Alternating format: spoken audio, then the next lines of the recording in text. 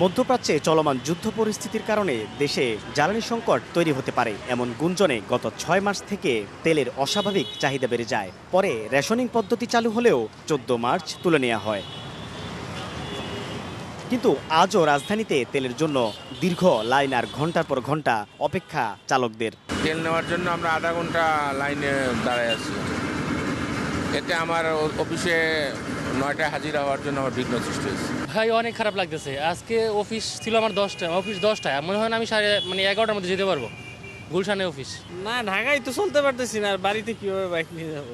Rationing পদ্ধতি তুলে দিলেও বেশ কিছু পাম্প বন্ধ আর সরবরাহ করছে চাহিদার তুলনায় কম মজুত করে তেল না দেওয়ার অভিযোগ ভোক্তাদের। বিকাশ পেমেন্টে 10,000 টাকার বেশি অফার, শপিং চলছে তো।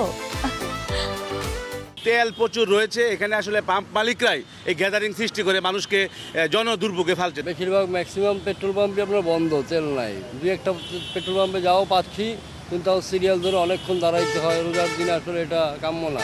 তবে পাম্প কর্তৃপক্ষের দাবি, ডিপো থেকে তেল আসতে সময় লাগায় বাড়ছে জটিলতা। সাইফুল ইসলাম, সময় সংবাদ, ঢাকা।